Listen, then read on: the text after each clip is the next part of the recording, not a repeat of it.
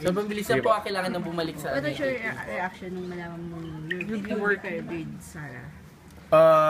Sabi ko konsepto.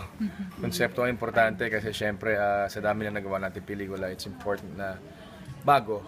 And mahirap sundin yung starting over again. And of course, yung track record ni Sarah, nakaka-intimidate. Pero trabaho lang. And I'm excited because I've always wanted to work with her. So now that it's happening, sana maganda yung konsepto, sana maganda yung istorya. Willing ka ba na maging rom-com kasi knowing... Hindi, sabi ko naman kay Sarah, we saw each other sa Asap kung saan. Sabi ko, Sarah, as early as now, I have to tell you para at least you know beforehand na hindi ako pwedeng kissing scenes. Hanggang holding hands lang ako, hindi ako pwedeng love scene. Ikaw talaga So yun. sabi ko sa kanya, may limit talaga yung pwede kong gawin. So hanggang dun lang. At least yun na nasabi ko na before kami magtrabaho para clear lang sa kanya kasi baka mag-expect. Hindi, joke lang. Hindi yun. Ano mo yung tanong?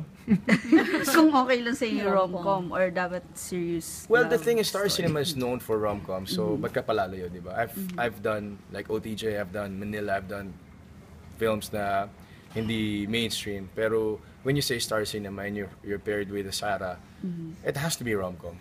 You know, yun naman ang forte ng Star Cinema, so walang problema. Pero kinagkaroon ba ng second thought kasi syempre Sarah is younger, medyo bata-bata pa, tapos iba rin yung market niya, iba rin yung market mo. Nagkaroon ba ng second thought na baka hindi mag-work or ano?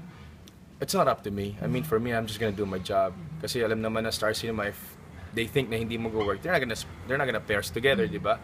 So, I think they know better. So, pupunta na lang ako doon para magtrabaho. I'll just give my best. Last na, kasi nalakas nga yung 50 Shades na yun nga yung kung sakaling makakatapat nyo. I-request mo ba na umurong? Or No.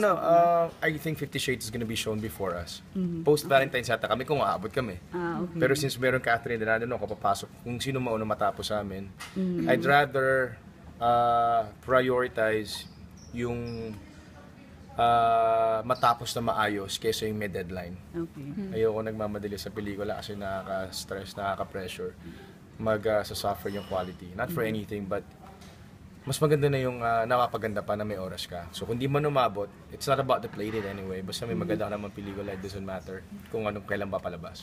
Fiona, naniniwala ka ba na may tampo si John Lloyd dahil hindi daw natuloy sa kanila dahil sa inyo ni Sarah? Huh? Nah, it's not up to us, just like what I said. Trabahador lang din kami, mga artista lang kami. Kung meron mga nire-request, labas naman kami doon. And I don't think Lloydie, would feel bad, if I'm paired with Sarah because maraming best na rin sila nagkapares. Parang same thing with him and Tony. So, maliit lang yung mundo. I mean, we ought to share. Okay. Thank you po.